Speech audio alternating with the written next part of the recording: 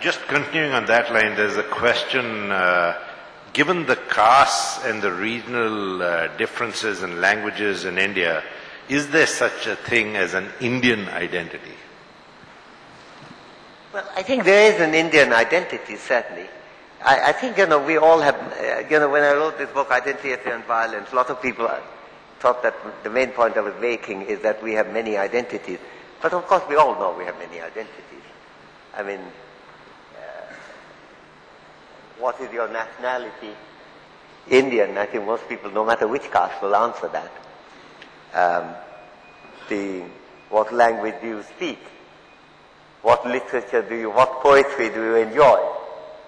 What's your profession? What's your occupation? We have many identities. It's just that those divisiveness tend to make the Indian integrative identity to that extent weaker. And so the questioner's point is certainly right. But it's not that we don't have Indian identity, we do. It's a question of how much importance we can give to it. And there is also something more than somewhere in between the Indian identity and the caste identity. A lot of the caste movement, there is a misunderstanding on that, especially in the West, that the caste movements are always seen as regressive. And in a sense they are. But bear in mind that really all the caste movements are lower caste movements.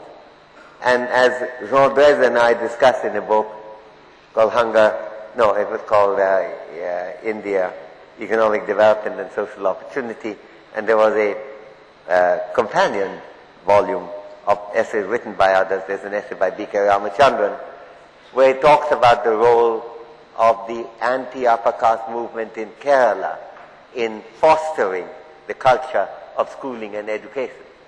So the caste movement could be quite good and big when they are integrated. But if you take the low underdog caste and then divide it into 6 of them fighting each other, then you don't get that. So there is such a question as a caste identity and India identity in between an underdog identity, a lower caste identity. And I think one of the reasons why Ramachandran argues that it worked so well in Kerala in that period through the 19th century is because there was a kind of integrated lower caste identity against untouchability and so on. So the question that's being asked is very good, but we have to enrich the question to get to the answer. There are also a number of questions, sir, basically asking how important is teaching of the arts like humanities and economics in an institution like the IIT. Should it be essential? Should it be minimal? Should it just be there because it's a compulsory subject? How important do you think it is? Well, you see, that's, you're always giving me opportunity to illustrate the point. I think the idea that you have to do one of them no matter what is a niti. The naya would be to say, what does it do for you? And that's a big distinction. Things that are intended may not happen. Something quite different happens.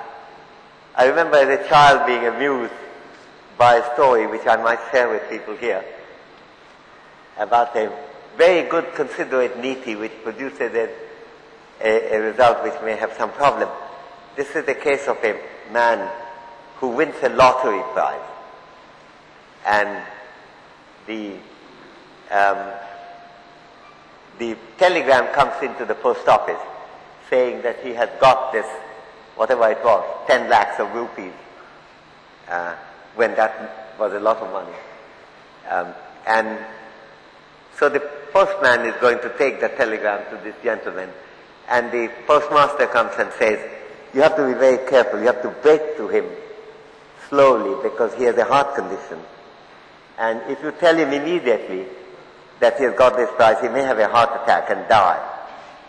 So you have to go and break it to him. So he goes with time in his hand and he tells the man that, we get these telegrams about lottery. It's possible you may have got 100 rupees. How would you react if you got 100 rupees? So he discusses that.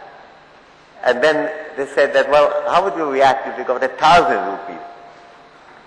And then he discusses that. And he said, what do you do about if you got 1,00,000 of rupees?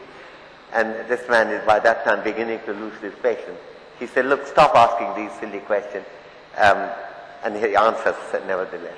Then this man puts the real question, saying, what would you happen, what will you do if you got 10 lakhs? To which this man says, I'll give it all to you. And the postman dies instantly of heart attack.